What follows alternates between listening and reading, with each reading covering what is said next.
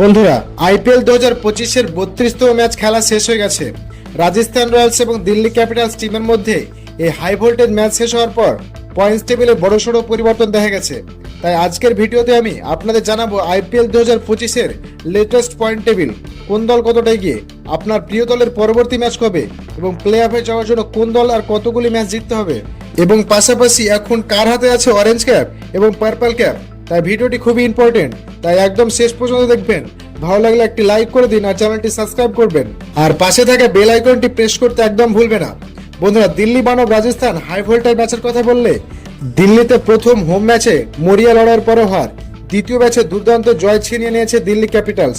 যদিও কম ঘাম ঝরাতে হয়নি ম্যাচে, কার্যত রাজস্থানের ঝুলিতে ছিল ম্যাচটি, কিন্তু শেষ ওভারে দুর্দান্ত বোলিং মিচেল স্টার্কের জয়ের খুব কাছে ছিল রাজস্থান রয়্যালস। শেষ ওভারে প্রয়োজন ছিল মাত্র 9 রান, কিন্তু শেষ ওভারে মিচেল স্টার্ক দিলেন মাত্র 8 রান। আর তাতেই দেখা গেছে এই মৌসুমের প্রথম সুপার ওভার ম্যাচ।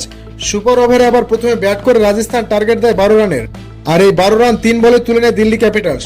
তো এই দিল্লির দুর্দান্ত জয়ের পর পয়েন্টস টেবিলে 10ম স্থানে আছে চেন্নাই সুপার কিংস।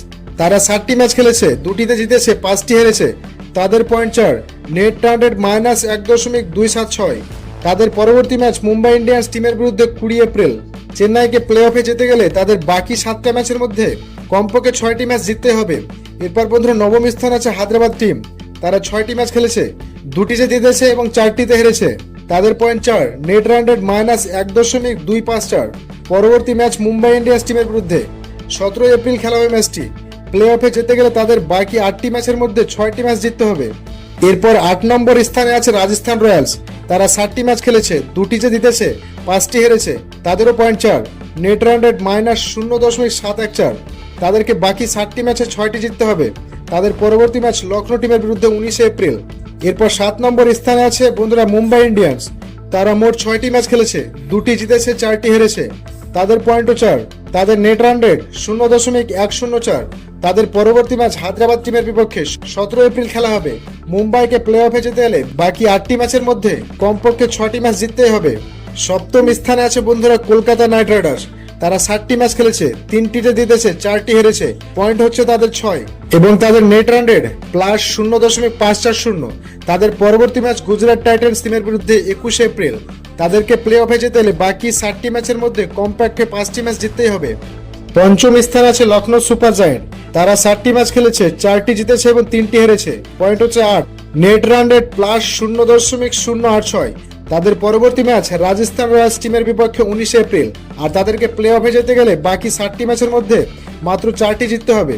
এরপর বন্ধুরা 4র্থ স্থান আছে পাঞ্জাব কিংস।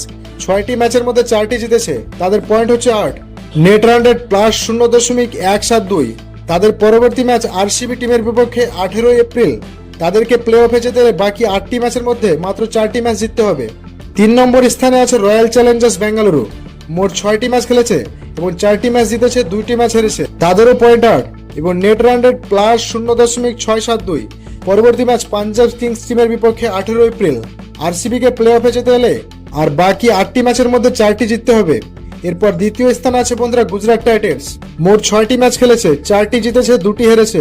তাদেরও পয়েন্ট 8, তাদের নেট রান রেট +1.081। তাদের পরবর্তী ম্যাচ দিল্লি ক্যাপিটালস টিমের বিপক্ষে 19 এপ্রিল।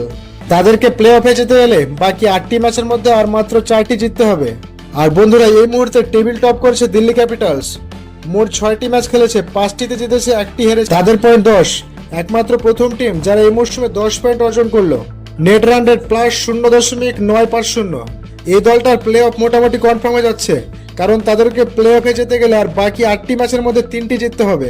তো বন্ধুরা, এখন পয়েন্ট টেবিলের যা অবস্থা তাতে প্লে অফে কনফার্ম যাচ্ছে দিল্লি ও গুজরাট টিম, এবং ধরে নেওয়া যেতে পারে আরসিবি টিমও যাচ্ছে।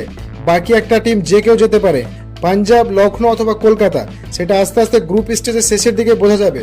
তো যাই হোক, পয়েন্টস টেবিলের পর এই মুহূর্তে অরেঞ্জ ক্যাপের কথা বললে নিকোলাস পুরানের কাছে আছে অরেঞ্জ ক্যাপ 357 রান, এবং পার্পল ক্যাপ আছে নূর আহমেদ কাছে, 12টি উইকেট নিয়েছেন তিনি। তো বন্ধুরা, এই ছিল আইপিএল 2025-এর আপডেট, পয়েন্টস টেবিল এবং অরেঞ্জ ক্যাপ ও পার্পল ক্যাপের বর্তমান অবস্থা। ভিডিওটি আপনাদের ভালো লাগলে লাইক করে দিন।